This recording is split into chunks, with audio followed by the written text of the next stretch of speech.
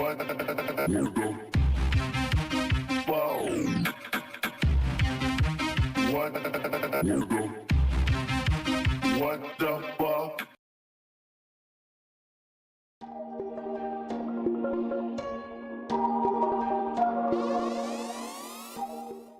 have the privilege of introducing a dear friend, and I've got all his propaganda here. He's a internationally recognized lecturer, radio host, best-selling author.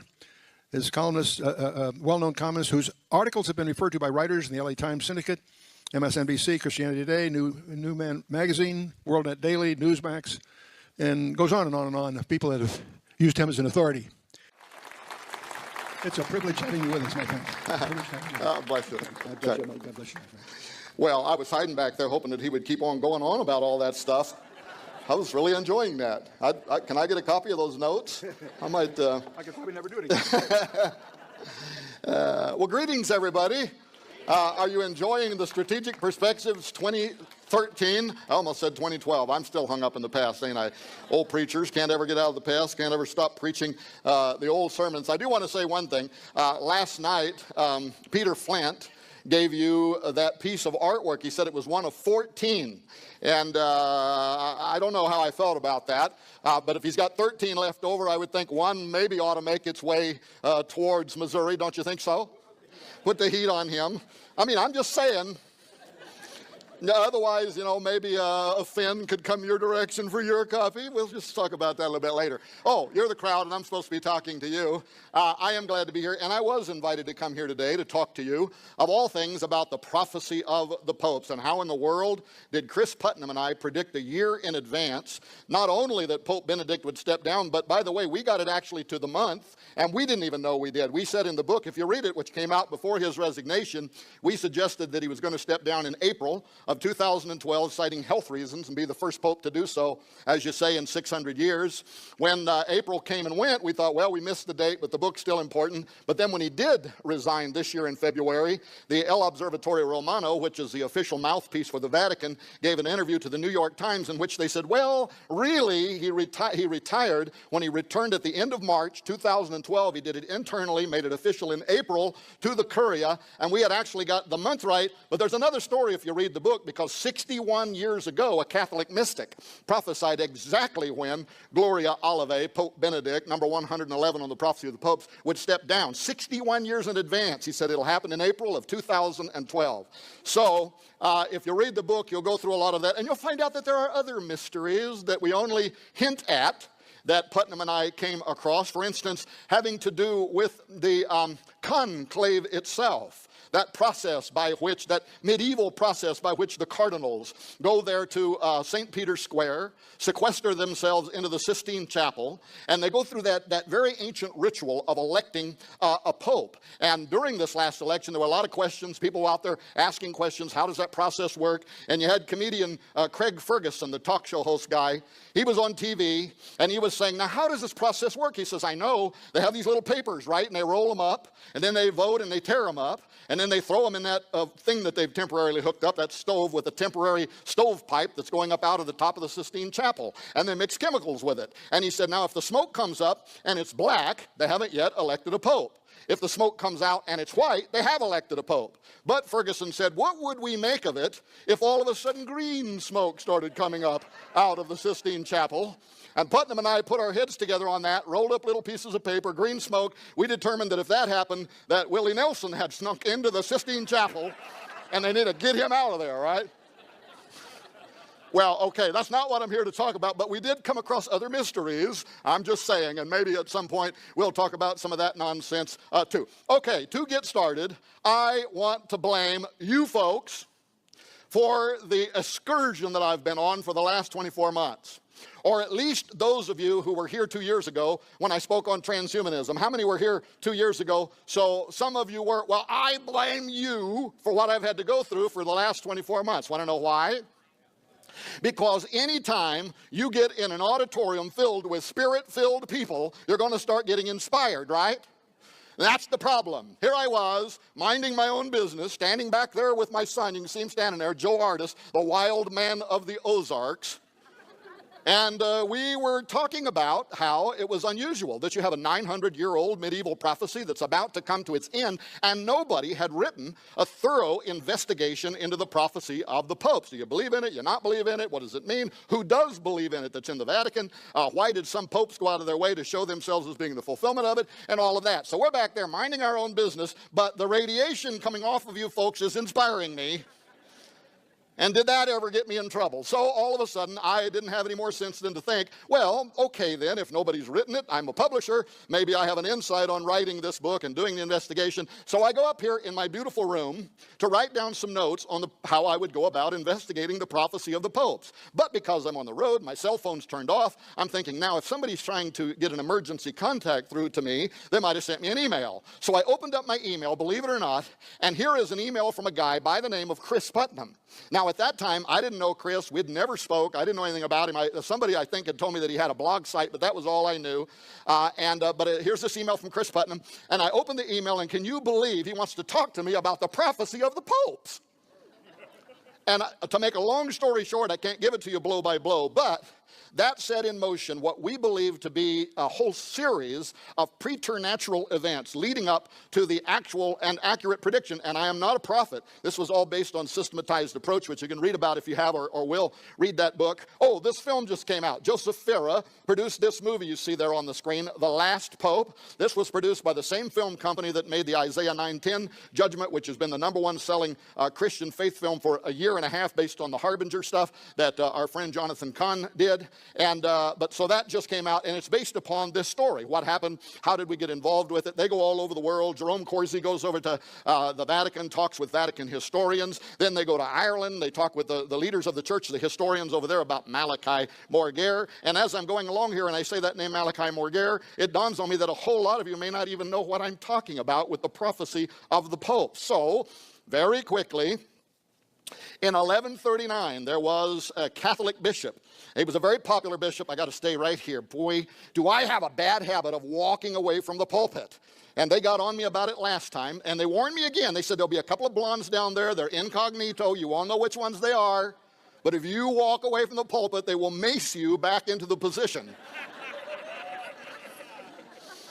It's hard to speak when you're living under such terrorism. Don't we have laws against this kind of stuff? For crying out loud. But so now it's in my head, right? I'm trying to think about what I want to talk about, but I start to go this way, and I can hear in the back of my mind, recalculating. Turn left at the crack. Do a U-turn, recalculating.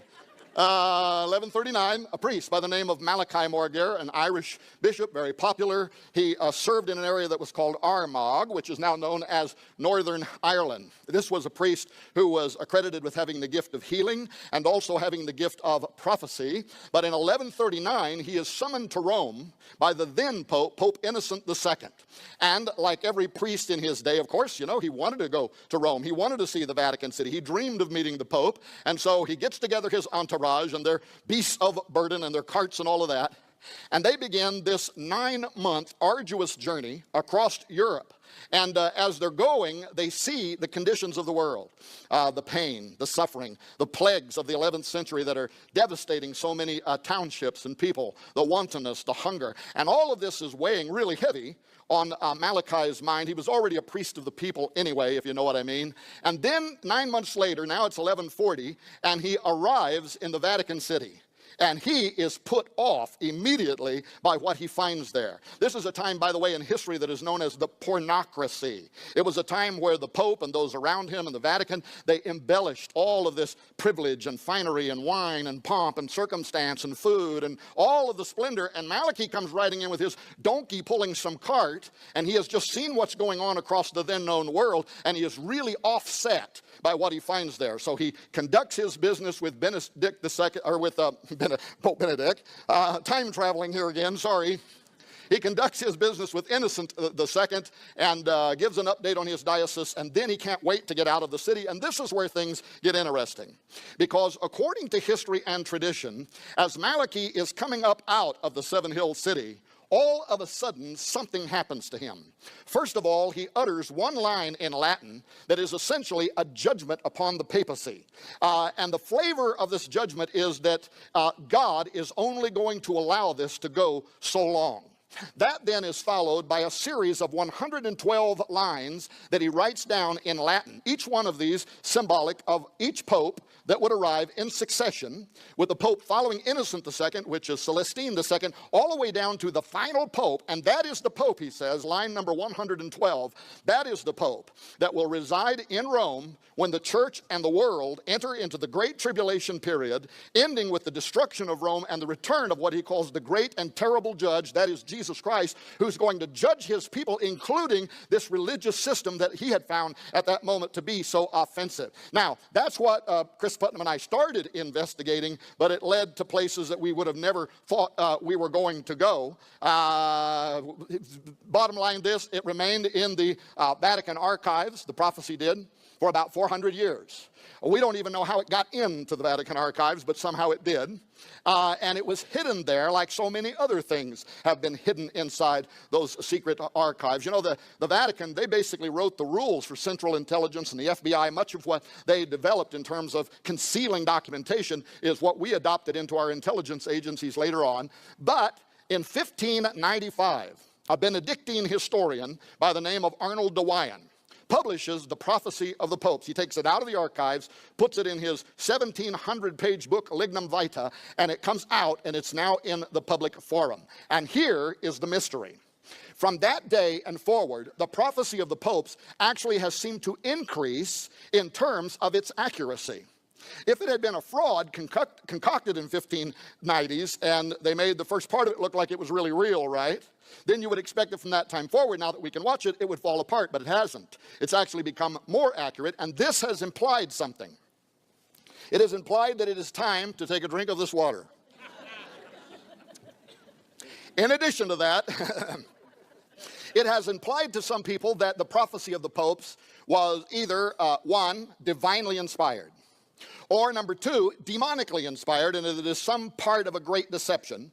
Or number three, and this is the one that I tend to kind of lean towards 60-40, is that for whatever reason this document has held a place of importance in the mind of the cardinal electors. And they have only been electing popes that could be seen in one way or another as fulfilling their line in the prophecy, and therefore it has become a self-fulfilling prophecy whether or not it was ever originally given by God or the devil. For instance, take just the last three popes as an example. Pope number 110, his line in the prophecy was, De Laboris Solis, or from the Latin to the English, he will come through the labor of the sun. And this was the line for Pope John Paul II, who was born during a partial solar eclipse, and then years later actually died and was buried through a very rare hybrid eclipse, and so he literally entered the world and exited the world through the labor of the sun. Then came line number 111, Gloria Olivae. This was the line for Benedict, and this was the one that says he will be the glory of the olives. And this was interesting because in the lead up to the election of Benedict, there were a lot of the watchers of the prophecy, right? They were saying this guy is going to be a Benedictine priest because their symbol is the olive branch and their priests are known as the Olivetans. Therefore, the glory of the olives, he's going to be a Benedictine priest. Well, then the conclave came and they elected a German cardinal by the name of Ratzinger, who was not a Benedictine, and everybody was thinking, uh-oh, something just suddenly really fell apart in the prophecy of the popes. Then, a few hours later, Benedict walks out there into the well where the Pope stands in St. Peter's Square, and he announces two things. Number one, that he had been born on the feast day of St. Benedict, the founder of the Benedictine order, and secondly, that he was taking therefore as his name, Benedict XVI, in an astonishing fulfillment of this line number 111 of the prophecy of the popes. But it also, of course, indicates he may have selected that name because what? Some kind of backroom deal. You have to make yourself to appear to be a fulfillment of the prophecy. I don't know, but it does bring us then to the final line, line number 112, which is the line for Pope Francis I, and the question, does George Bergoglio fulfill the final line in the prophecy? And here is what the prophecy says. This is the most expressive line in the prophecy of the popes, and it says this: in the extreme persecution of the Holy Roman Church, there will sit Peter the Roman, who will pasture his sheep in many tribulations, and when those things are finished, the city of 7 hills will be destroyed, and the dreadful judge will judge his people, the end. That is the final line in the prophecy, a 900-year-old prophecy, and it is the line for Pope Francis. Now the question then is, does Bergoglio fulfill this line? First of all, part of it we're going to have to wait and see. Because if he is the Pope residing at the Vatican, as the Great Tribulation unfolds around us, we're all going to know that in a very short period of time, I suspect. But the second thing was this line, Peter the Roman. Because of that line, some of the people who were watching the prophecy, not the scholars who always had a different view on this, but many of the people in the public, they thought, okay, it's got to be a guy, right, who's going to have some part of his name is Peter.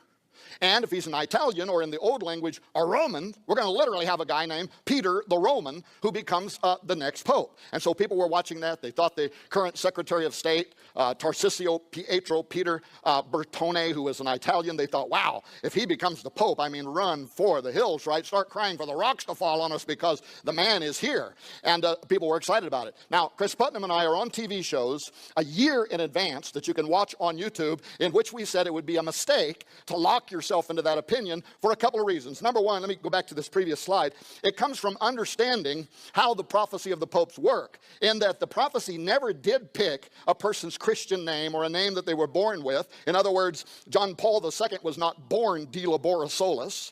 Benedict was not born Gloria Olivae. The lines in the prophecy always tell us something about the character of the pope, how he wants to model his pastorship or his papacy in Rome. And for that reason, many Catholic scholars especially had always said the final pope will not have the name Peter. The title Peter the Roman is symbolic.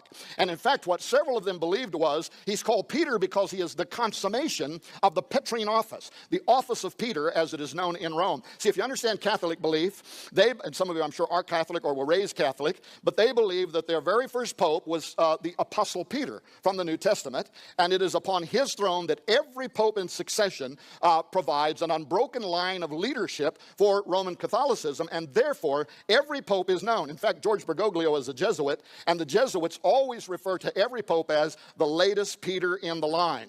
So many Catholic scholars believe that this is simply talking about the consummation of the office, the final line, the final Peter, if you will. But then the term the Roman becomes really interesting. Is it because he is of Italian descent? Both his mother and father are full-blooded Italians, so in that sense you could refer to them as Roman. But Catholic scholars wrote as many as decades ago that what it actually implies is that this will be a guy who will refascinate the world with the office of the papacy, who will refascinate the world with Roman Catholicism. And folks, if this guy has done anything, it has fascinated the world with the office of the Pope. However, having said that, it's spooky how Bergoglio has gone out of his way to attach himself to the literal title, Peter the Roman, and to wrap himself in the final line of that language. First of all, because he took as his namesake Francesco, or Francis as he's more commonly called today, of Assisi. That is his namesake. But Francis was born Giovanni and later changed his name to Francesco di Pietro, Peter de Bernardone, and as an Italian his name literally translates Peter the Roman. When he chose him as his namesake, you could have knocked me and Chris Putnam over with a feather that he went out of his way to do that, but it gets even more intriguing. Know this. Pope Francis is selling himself as a humble man, and he may be a humble man, but that does not mean he is an ignorant man. He is a Jesuit. He has advanced degrees in science, in history. He is very familiar that he is the final line in the prophecy of the popes. He knows that. He also knows, however, that Francis of Assisi was a mystic like Malachi Morgare. In fact, Francis of Assisi only lived 50 years after the prophecy of the popes was given. There's some evidence he was familiar with it, but even if he wasn't, Francis of Assisi prophesied too about the final pope. And do you want to know what he said about the final pope? Here's an excerpt from his prophecy. He says he will be raised to the pontificate, who by his cunning will endeavor to draw many into error and death. For in those days, Jesus Christ will send them not a true pastor, but a destroyer. Why in the world would Bergoglio name himself after a guy whose name means Peter the Roman and whose prophecy implies the very last line, 112, that this guy will be a deceiver who is going to lead the world into destruction, but it keeps getting even better.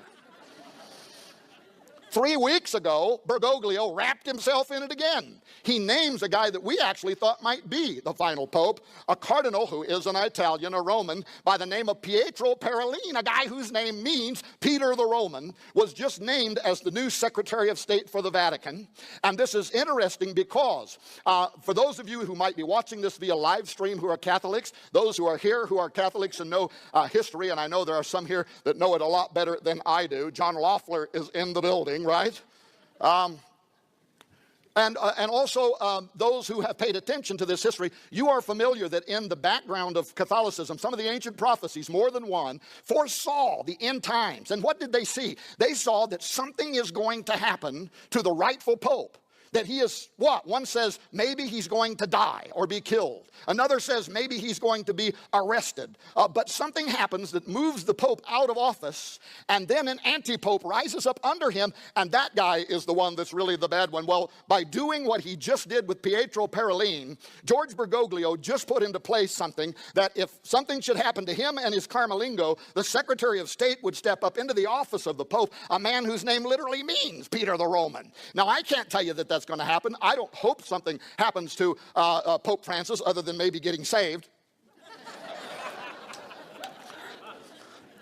But there's some very weird stuff going on. Okay, I got to go. What is it here? I have about 30 minutes left. As a Jesuit, Francis may be linked to something even more intriguing and that could connect him to end times prophecy as depicted in Chuck Missler's masterpiece, Alien Encounters, and the far humbler and recent Exo Vaticana, which basically stole Chuck's ideas and reframed them in our own language. But that is the subject, astrobiology. I say this because, since publishing Petrus Romanus and Exo Vaticana, we learned that the new pope has a relationship with the members of the VORG, the Vatican Observatory Research Group. First of all, as a young adult, he earned a master's degree in chemistry from the University of Buenos Aires and had scientific ambitions prior to entering the Jesuit order, including studies in astrobiology, life on other planets. Secondly, when the current leader of the VORG, Jose Gabriel Funes, also from Argentina, entered the Jesuit order, one of his 3 examiners was Bergoglio. So now we have a relationship between George Bergoglio, Pope Francis, and the astronomers who you're going to find out some of the spooky stuff they're talking about here in a little bit. And thirdly, in a recent interview with the Catholic press, Funes says that this first Jesuit pope is soon going to turn his attention to issues like astrobiology, exactly as we predicted in the final chapter of Exo Vaticana. And folks, that is where stuff now finally starts getting very, very interesting, because of a couple of things that another famous Jesuit by the name of Malachi Martin had to say before he died. How many of you are familiar with Malachi Martin? Most of you are not. Very quickly, this guy was no Johnny-come-lately. He was an insider of insiders at the Vatican. He was a Jesuit. He worked for 3 popes. He was a formidable polyglot. He could speak 17 languages, translated numerous ancient and extinct languages. In fact, he worked for the Vatican in the Holy See, transcribing the Dead Sea Scrolls, part of which was being talked about last night, his work on those documents for the Vatican. He was a personal friend of Augustin B., who is one of the most famous Jesuits in history. He had access to the deepest secrets, including the final mysteries of Fatima, which he certainly implied were not released in 2000 when the Vatican said that they were. But in any case, he was a personal friend of the Pope's. At one point, he asked the Pope if he could have leave of his priestly duties. He moved to New York City, where he became a multi-time, best-selling New York Times writer of fiction and nonfiction, or his fiction he called faction, fiction based on fact. And if part of his fiction is based on fact, we only have, well, let's just say there was some very, very scary, naughty stuff going on in the Vatican.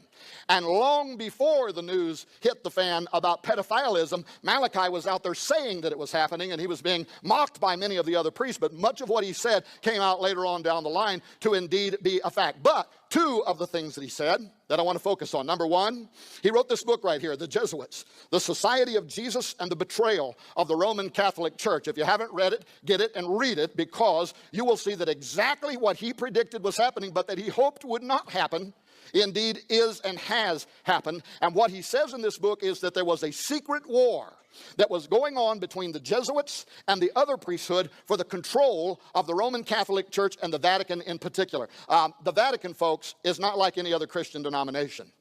There are 90 ambassadors at any time parked there at the Vatican City. It has relationships, political and otherwise, with most of the major nations around the world. And according to Malachi, the Jesuits wanted to seize control of the Vatican. For what purpose? He said they want to use it as a machine that will give assistance to the rise of the new world order. And furthermore, he said they want to use it. They want to work in tandem with the coming of the Antichrist for the implementation of the objectives of the Antichrist. And Brother Malachi must be rolling over in his grave today. Or excuse me, he must be rolling over in purgatory. Because the first ever Jesuit was just elected as the Pope. And this war he was so concerned about evidently has just been won. But there's a more intriguing thing that he had to talk about.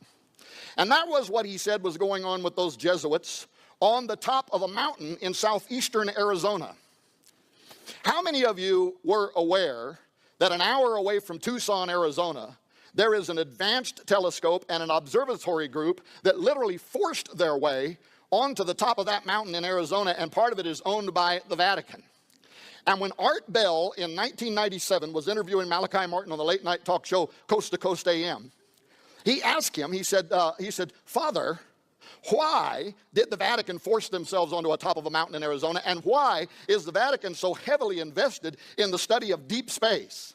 And at the time, Malachi Martin's answer ignited a firestorm. Chuck, I know you'll remember what he said. He said, they're there on the top of that mountain observing the space. He said, because at the highest levels of Vatican governance and geopolitics, he said, they know what is approaching the earth and that it will be of the utmost importance in coming years.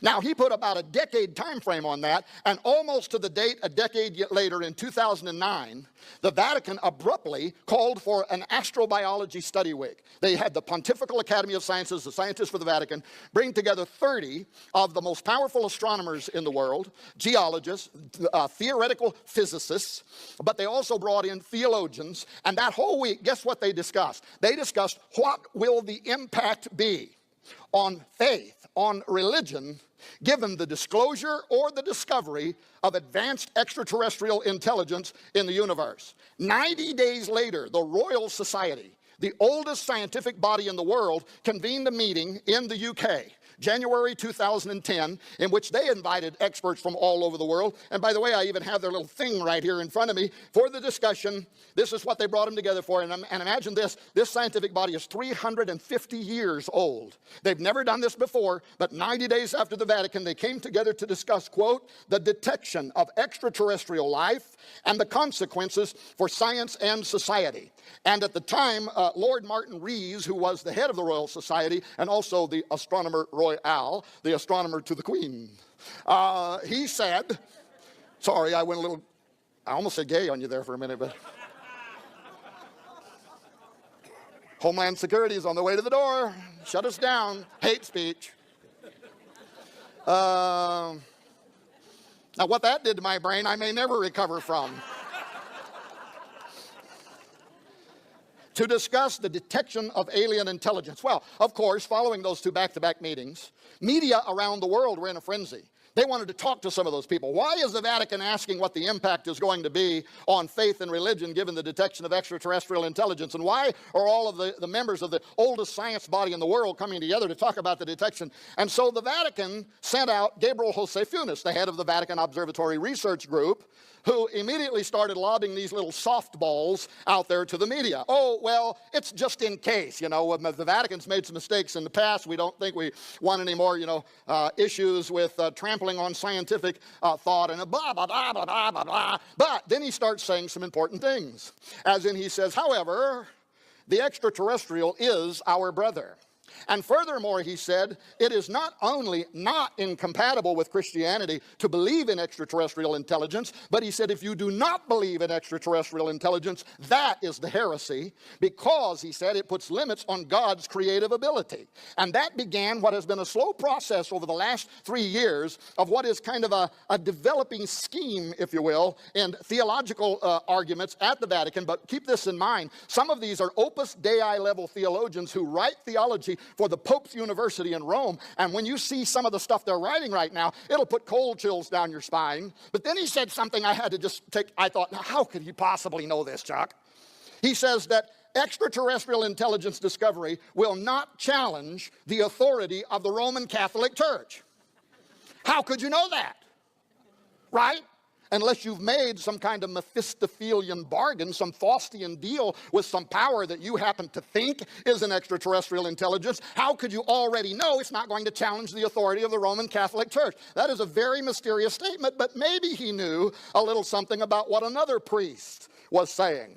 And this guy was no Johnny-come-lately either. Monsignor Caroldo Balducci. He was the official spokesperson for the Vatican on the subject of UFOs and aliens. And he died about 3 years ago under mysterious circumstances. Just before he died, he was out there on Italian television. He partook in a documentary that was made here in the U.S. And guess what he was saying? He was saying the aliens exist and they are here now. As an exorcist for the church, he said they're not angels and they're not demons. These are advanced people, if you will, and they are morally superior to us. This is an argument that they continue to make, and they're becoming more and more adamant about it, that what we know about ourselves is that we are fallen, right? But we could not necessarily assume the same thing about our space brethren, and if they're unfallen, they're closer to God than we are. Therefore, they have a better understanding of the gospel and of the Godhead and of the nature of God. And when they started out 3 years ago, Funes was saying, I'd like to baptize an alien into the Catholic faith. Well, that's not what they're saying today. What they're saying is they are coming here and they're going to baptize us into their faith, and it is going to require us to make changes to our knowledge, to our understanding of the gospel. In fact, some of their deepest theologians have said perhaps everything we think we know about the gospel is going to have to be thrown out. But guess what else Balducci said? He said not only is the Vatican aware of the alien presence that's already on earth now, and this just before he died, he said they are using their embassies from around the world to gather information on the alien presence and their agenda. Might have been an oops moment because he didn't live much longer after that, but the Vatican has never came out and retracted those statements. They've never taken objection to them. They have simply left them out there. Got to go very quickly. In more recent years, I took another drink of water. In more recent years, the Jesuits associated with Mount Graham have become even more outspoken on the alien reality and agenda, as I was just talking about. Now, how Chris Putnam and I became aware of this. So we're out there and we're doing shows on Petrus Romanus. And inevitably, when we were on these talk shows, the radio call-in talk shows, people would be calling in and they'd be asking us, oh yeah, okay, but what do you make of the Vatican ET connection? And because we wanted to be able to provide a qualified answer, and not just come across, as a couple of evangelicals out there taking these Catholic guys, taking their words out of context. We wanted to go to the horse's mouth. Or we wanted to go to the Catholic horse's mouth. You know there's Catholic horses, don't you? There is. New York, other places, they have them great big churches, and every year they bring in all the animals. How many of you know what I'm saying is true? And they sanctify them and they dedicate them to the Catholic faith. Now, just to be sure, so that we don't get a conspiracy started after this, some of you know that my wife has 28 horses. But we have had every one of them certified evangelical. Not caught one of them praying with a rosary. Yeah, I'm sorry. We wanted to go to the horse's mouth, and we knew, brother, that this was like a dream, right? The best way to do this would be if somehow, some way, we could get up to the top of Mount Graham in Arizona and talk to the astronomers there. Now that was a big maybe, right? You don't just drive up to the top of Mount Graham and jump out and say, I'm here to see the aliens. It's fenced off way down off the mountain, signs and all kinds of languages talking about the horrific things that will happen to you if you climb over the fence and try to go up there. So I found out that if I was going to have any chance, I had to negotiate this through the Arizona State University. That's a story all by itself, but I was successful in doing that. And if you read the book Exo Vaticana, the young people have told me, man, they just love that first chapter. They say it's like an Indiana Jones scene, right? How we went up that mountain. But I don't have time to tell you that story. Just in the back of your mind as I'm talking, just be humming, dun, dun, dun, dun, dun, dun. But that's where we went, to the top of the mountain. And when we got up there, now I have to say, I was very impressed with the Jesuit who was on duty that day. He's not the one we had been hoping to talk to, but he was a Jesuit astronomer. We later did talk to the one we wanted to talk to, but he was an astronomer and very cordial. I mean, this guy could give evangelicals lessons on how to behave in a Christ-like manner. Very warm, very cordial, answered all of our questions, took us and showed us the very humble areas where the astronomers sleep when they're there and the places where they eat. But then finally, of course, we went up the stairway, and we wind up there with the Vaticans Astronomical or Advanced Technology Telescope, and they allowed us to do all kinds of crazy stuff. We climbed all over the telescope, went up above it, went down below it. Down below, there's an area chained off. They unchained it so we could stand on that platform, and then once I got up there, I saw all these electrical warnings around me with crossbones, and I thought, now I know why you let us stand on the platform. We're not falling for it, so we got off the platform. But but that guy confirmed for us everything that we had been asking, and we were really straightforward. By the way, the wild man was our cameraman that day, and we have that Jesuit on film talking about some of this astonishing belief system, and we may make a documentary called Exo-Vaticana the movie, because we got even more astonishing film when we came down off of that mountain, and maybe that'll happen and maybe it won't. But anyway, we talked to him, but he did confirm that. He, like some of the other astronomers up there, we were surprised when he just started talking about the number of UFOs that they constantly see above that mountain and in deep space using those telescopes. We hadn't even asked the question. He just started talking about it. We found that to be extraordinary. But he also said this, which was key to us. He said these days the Vatican only uses their advanced telescope for one reason, and that is to monitor exo-worlds where they believe that there may be the conditions for life, including the possibility of advanced intelligence. So we found that to be very confirming. Anyway, let me make the story. I'm going to make the story faster. We left there. We walked up the hill about a city block to the radio telescope. There's 3 telescopes on the top of Mount Graham. So we went to the radio telescope. Nobody was on duty that day, but our guide had keys, took us in, opened all the doors, turned on all the lights. We got to see that gigantic telescope. We went into the control room. We saw the screens were sitting there lit up with images of deep space, but because we couldn't talk to any technicians or astronomers, we left there, we went out, we walked 2 more city blocks up to the top of the mountain, and that's where sits the large binocular telescope. It is the largest telescope in the world. It makes images of deep space that are better than the Hubble telescope. It's got these giant twin mirrors, and that place was packed. People in the lunchroom, people walking all over the place, a whole bunch of astronomers from Germany making adjustments to the large telescope. I don't even know how many stories high this thing is. We kept riding elevators to different floors. We're just going up, up, up, up, up, and each stage of the way, the systems engineer who they gave us, and by the way, he spent the entire day with us. We were his only mission the whole day. We were just surprised by that. Very educated guy, lead engineer for the Large Binocular Telescope. But if you watch the book trailer for Exo-Vaticana, you'll see a scene in there where we are way up on this platform, way up over the top of the Large Binocular Telescope looking down, and you'll see the systems engineer take a laser pointer, and he points down between the 2 twin mirrors. He points down to this red device, this big red device in the middle, and he says, "This is the Lucifer device." And yes, that is exactly what it really is called. It's an acronym, L-U-C-I-F-E-R. It is a piece of infrared technology that the Catholics, whoever else want to be able to use that device, they use that infrared, can see deeper into space, it can see fainter objects, it can see into areas of the light spectrum that other telescopes and your natural eyesight cannot see into. In fact, if you go to YouTube and type in infrared UFO, you'll see some of the most astonishing deep space UFOs ever captured on film that were picked up with infrared when other telescopes looking at the same part of space at the same time didn't see anything whatsoever. They're invisible to the human eye, but they can see them with the Lucifer device. Okay, now, so we did all that, and now we're going to come down off the mountain. And brother, do we got so many notes. We're thinking, where is Chuck Missler when you need him? we got to put all this stuff together, right? But we didn't know we had only started the learning process. We come down off the mountain. We knew that the indigenous people, especially the Apache Indians, but all of the Indian tribes in Arizona, had been opposed to the Vatican going up onto the top of that mountain to build a telescope. In fact, they had joined environmentalists, or got environmentalists to join them, and they filed a lawsuit to try to stop them from going up there. But somebody from the Vatican must have been really deep in the back pocket of the governor, because they did an end run around environmental law, and basically by fiat declared they were going to allow the Vatican to join NASA to go up there. And by the way, at the time, dear sister, Look at that. It's a little portable Catholic blessing clause.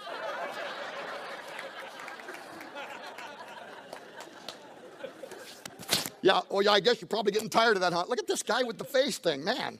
Really? Yeah, but you're not standing up here under all these hot lights. Don't give me some kind of problem about the way I look.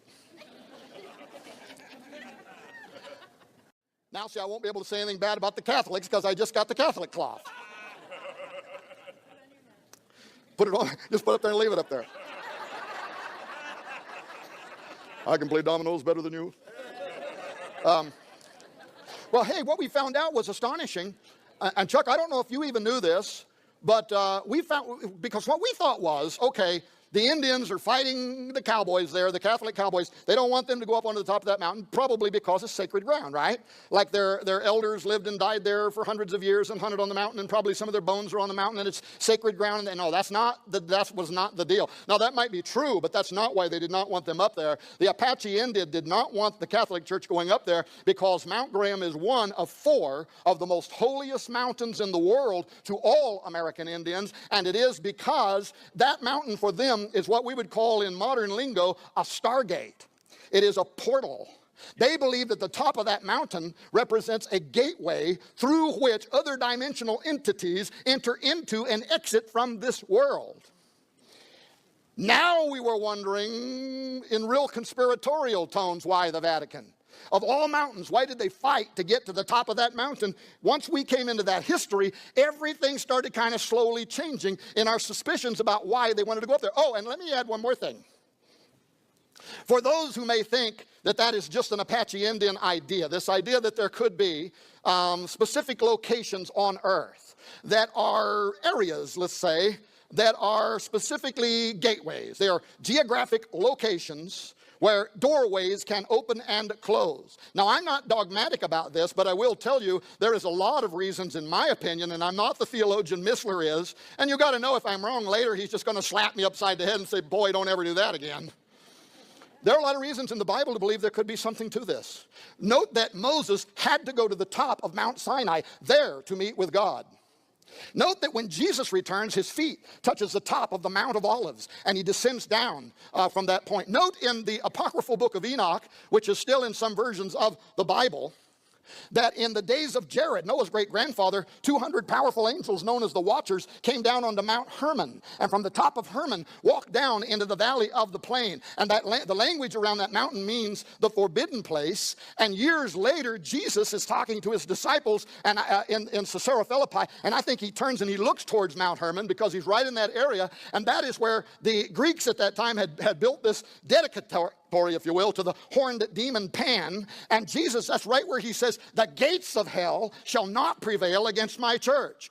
Now leap forward, Genesis 28, Jacob's ladder. And what happens with Jacob in his night vision of his ladder? He wakes up the next morning. He has seen angels ascending and descending from a very specific location, and it scares the thunder out of him. He gets the oil out and starts anointing the whole place. But what does Genesis 28 says that he says? He says, there is a gate here to the house of God, an opening where he saw angels ascending and descending. You could get an even more interesting feasibility from Genesis chapter 10. Cush begat Nimrod, and Nimrod began to be a mighty. And this is the Hebrew word Gibborim, who many people believe are the offspring of the Watchers and the Nephilim. It literally can read in the Hebrew, Nimrod began to be a Gibborim, or a mighty man. Now, again, I'm not dogmatic, but if that implies something began happening to him, his genetics began changing, or somehow he begins becoming an offspring of the Watchers and angels, well, then maybe his eyes were open, because in the very next chapter, what does he do? It says that he goes to build a tower whose top will reach into Shamayim,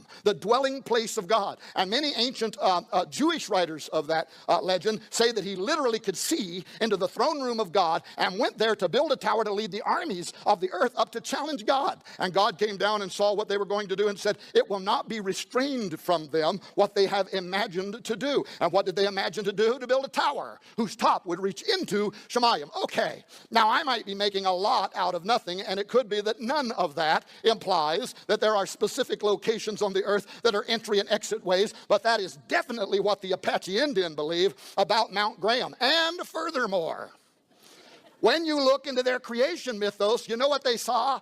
They speak, this is the ancient creation theory from the Apache Indians. They say in the time before time, a large silvery disc descended down over the mountain. And in the disc was a bearded man. He was the creator. And they say he began to create everything that is upon the earth. Soon after, they say, another man came through the portal, but they say he wasn't really a man. They say he was a dragon, and he began to deceive the populations of the world. Then they say other weird owl-like men started coming through the portal. And when you look at their drawings, it looks like the alien grays are coming through something. Then they say giants, Nephilim, start coming through the portal. And they start spreading out across the ancient Arizona Badlands. And they're killing the Indians, and they're raping and pillaging. And the Indians run into the tunnel or the caves, and they start crying to God, whoever God is, save us. And in their legend, it says that the sun god destroyed the giants and saved them. And that's why down there around Phoenix, it's called the Valley of the Sun. Now, of course, the sun also shines there, because I grew up there, and it'll cook your kitten in a little while, right? But it really goes back to that Indian folklore. So do the superstitious mountains. Superstitious mountains are named the way they are because of what they saw. What am I doing? The microphone. It always does. I have the strangest ears. They probably were wonderful when I was born. There we go. And then I got ran over by a car. I did. And it tore them off. And they sewed them back on. Stupid sewers.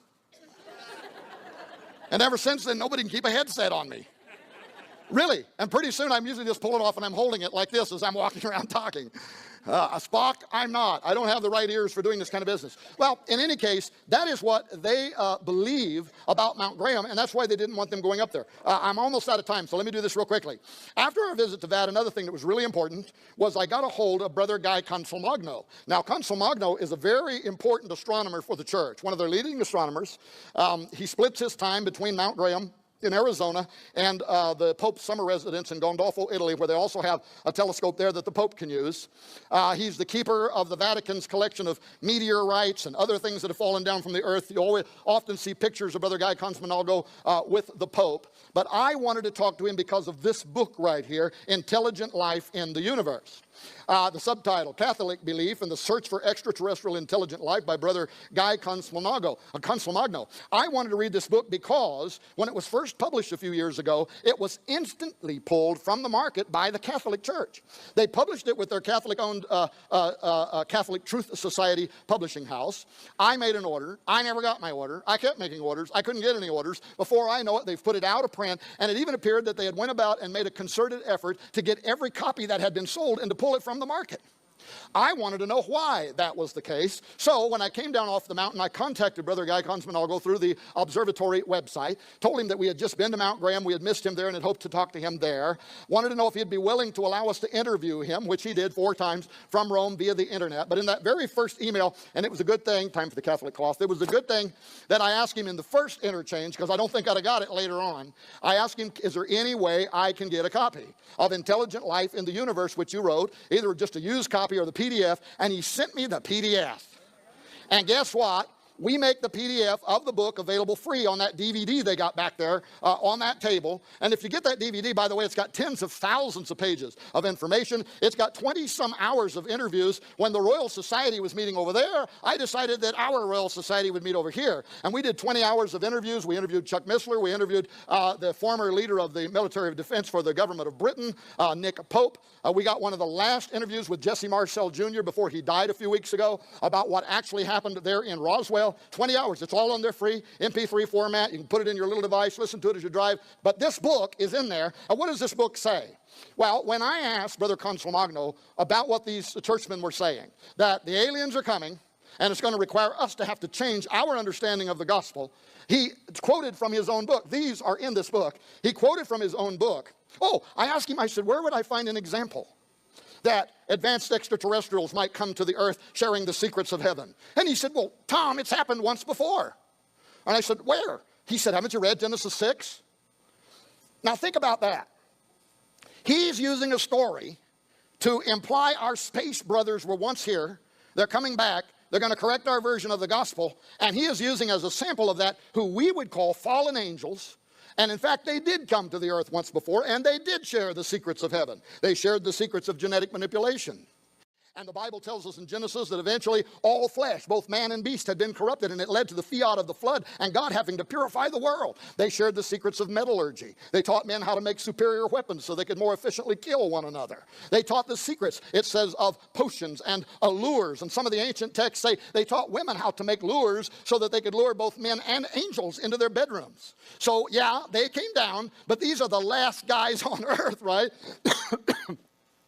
That I would get all choked up about, that I would consider to be my space brothers, and they're coming back again. So when I question him about that, he quotes John 10:16. He makes the same point in the book, and he says, Tom, have you not read, and other sheep I have, which are not of this fold, them also I must bring, and they shall hear my voice. See? They listen to God better than we do. And there shall be one fold. They're coming with me. And when we come, there will be one shepherd, and we're all going to become one fold. But he then uses this to again quote from his own book, in that he says, perhaps it is not so far-fetched to see the second person of the Trinity, the Word, talking about Jesus, who was present in the beginning, John 1:1, coming to lay down his life and to take it up again, John 10:18. Look at this. Not only as the Son of Man. Now he's talking about aliens here. That's all we're talking about, as the Son of Man, but also as a child of these other races. And here's the email I sent back to him. I said, Brother Cosmonalgo, really? Do Vatican scholars actually believe that Jesus might have been the star child of an alien race? Do you and other Jesuits secretly hold that the virgin birth was in reality an abduction scenario in which Mary was impregnated by E.T., giving birth to the hybrid Jesus? And he would not answer that question, but in fact, that is exactly what he says. Well, bottom line, during our investigation, we compiled... What? Oh. It might have been painted by a famous Franciscan, but probably not. We compiled it. If you read the book, you'll see an extraordinary number of additional documents written by Jesuits and Opus Dei level church theologians that are now arguing in favor of, number one, advanced ETIs exist and are more likely superior than men. Number two, therefore, they will be evangelizing us. Number three, we are going to need to change our theology. Here's a quick example. Can I have 5 extra minutes? A quick example, Father Giuseppe Tenzellaniti, an Opus Dei theologian of the Pontifical University of the Holy Cross in Rome, in other words, the Pope's university, argues how such... and this entire paper, which is a very large theological dissertation by him, is also on the free DVD. But he makes this argument how a contact with spiritual ETs is not going to immediately oblige the Christians to renounce their faith in God simply on the basis of the reception of new, unexpected information of a religious character from extraterrestrial civilizations, but that such a renunciation could come soon after as the new religious content originating from outside the earth is confirmed as reasonable and credible. How in the world would you confirm alien information as reasonable and credible? Again, it goes back to, I think they have a deal with somebody. But in any case, once the trustworthiness of the information has been verified, the believer would have to reconcile such new information with the truth that he or she already knows and believes on the basis of the revelation of the one and triune God, conducting a rereading of the gospel inclusive of the new data. Well, I think the Bible has some intriguing things to say about all this too. Very quickly, the Antichrist will appear with all lying signs and wonders, 2 Thessalonians 2:9.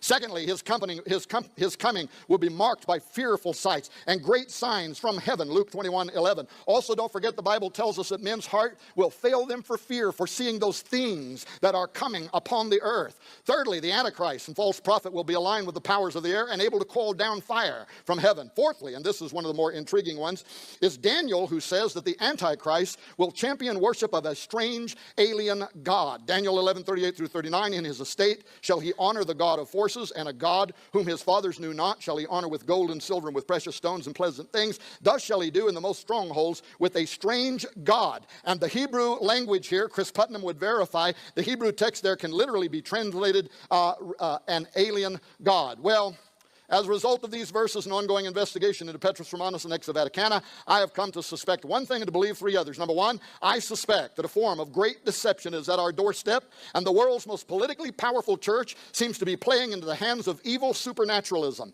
It is obvious now that the Vatican is preparing for, even perhaps monitoring from Mount Graham, the approaching of an alien savior. I suspect that. But I believe that much of the UFO and especially alien abduction phenomenon is demonic, part of a great setup, the likes of which the world world is unprepared for and that could overwhelm the average person's senses in the not-too-distant future.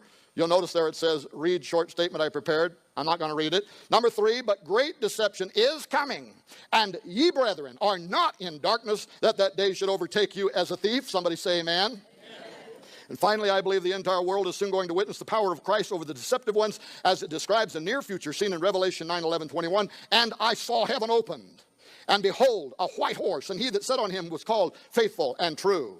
And in righteousness he doth judge and make war. His eyes was a flame of fire, and on his head were many crowns. And he had a name written that no man knew but he himself. And he was clothed with a vesture dipped in blood. And his name is called the Word of God. And the armies which were in heaven followed upon him in white horses. Nita, make sure they're evangelical.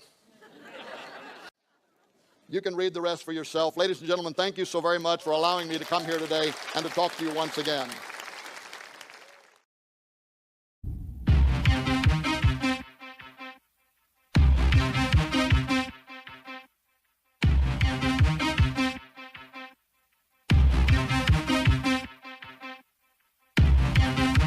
What the fuck? What the fuck?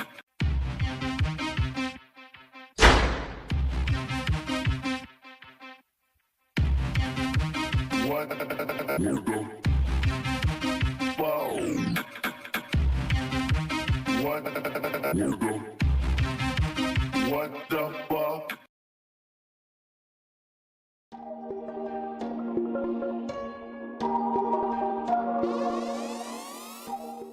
I have the privilege of introducing a dear friend, and I've got all his propaganda here. He's a internationally recognized lecturer, radio host, best-selling author. His columnist, well-known columnist, whose articles have been referred to by writers in the LA Times Syndicate, MSNBC, Christianity Today, New Man Magazine, WorldNet Daily, Newsmax, and goes on and on and on of people that have used him as an authority. It's a privilege having you with us, my friend. God bless you. God bless you, God bless you, my friend. Well, I was hiding back there hoping that he would keep on going on about all that stuff. I was really enjoying that. Can I get a copy of those notes? I might. I could probably never do it again. Well, greetings, everybody. Are you enjoying the Strategic Perspectives 2013? I almost said 2012. I'm still hung up in the past, ain't I? Old preachers can't ever get out of the past, can't ever stop preaching the old sermons. I do want to say one thing. Last night, Peter Flint gave you that piece of artwork. He said it was one of 14. And I don't know how I felt about that. But if he's got 13 left over, I would think one maybe ought to make its way towards Missouri. Don't you think so? Put the heat on him. I mean, I'm just saying. Otherwise, you know, maybe a Finn could come your direction for your copy. We'll just talk about that a little bit later. Oh, you're the crowd, and I'm supposed to be talking to you. I am glad to be here, and I was invited to come here today to talk to you, of all things, about the prophecy of the popes and how in the world did Chris Putnam and I predict a year in advance, not only that Pope Benedict would step down, but by the way, we got it actually to the month, and we didn't even know we did. We said in the book, if you read it, which came out before his resignation, we suggested that he was going to step down in April of 2012, citing health reasons, and be the first pope to do so, as you say, in 600 years. When April came and went, we thought, well, we missed the date, but the book's still important. But then when he did resign this year in February, the El Observatorio Romano, which is the official mouthpiece for the Vatican, gave an interview to the New York Times in which they said, well, really, he retired when he returned at the end of March 2012. He did it internally, made it official in April to the Curia, and we had actually got the month right. But there's another story if you read the book, because 61 years ago, a Catholic mystic prophesied exactly when Gloria Olivae, Pope Benedict, number 111 on the prophecy of the popes, would step down. 61 years in advance. He said it'll happen in April of 2012. So if you read the book, you'll go through a lot of that, and you'll find out that there are other mysteries that we only hint at that Putnam and I came across. For instance, having to do with the conclave itself. that process by which, that medieval process by which the cardinals go there to St. Peter's Square, sequester themselves into the Sistine Chapel, and they go through that very ancient ritual of electing a pope. And during this last election, there were a lot of questions, people out there asking questions, how does that process work? And you had comedian Craig Ferguson, the talk show host guy. He was on TV, and he was saying, now how does this process work? He says, I know, they have these little papers, right? And they roll them up, and then they vote and they tear them up, and then they throw them in that thing that they've temporarily hooked up, that stove with a temporary stovepipe that's going up out of the top of the Sistine Chapel, and they mix chemicals with it. And he said, now if the smoke comes up and it's black, they haven't yet elected a pope. If the smoke comes out and it's white, they have elected a pope. But Ferguson said, what would we make of it if all of a sudden green smoke started coming up out of the Sistine Chapel? And Putnam and I put our heads together on that, rolled up little pieces of paper, green smoke. We determined that if that happened, that Willie Nelson had snuck into the Sistine Chapel, and they need to get him out of there, right? Well, okay, that's not what I'm here to talk about, but we did come across other mysteries, I'm just saying, and maybe at some point we'll talk about some of that nonsense too. Okay, to get started, I want to blame you folks for the excursion that I've been on for the last 24 months. Or at least those of you who were here 2 years ago when I spoke on transhumanism. How many were here 2 years ago? So some of you were. Well, I blame you for what I've had to go through for the last 24 months. Want to know why? Because anytime you get in an auditorium filled with spirit-filled people, you're going to start getting inspired, right? That's the problem. Here I was, minding my own business, standing back there with my son. You can see him standing there, Joe Artis, the wild man of the Ozarks. And we were talking about how it was unusual that you have a 900-year-old medieval prophecy that's about to come to its end, and nobody had written a thorough investigation into the prophecy of the popes. Do you believe in it? Do you not believe in it? What does it mean? Who does believe in it that's in the Vatican? Why did some popes go out of their way to show themselves as being the fulfillment of it? And all of that. So we're back there minding our own business, but the radiation coming off of you folks is inspiring me. And did that ever get me in trouble? So all of a sudden, I didn't have any more sense than to think,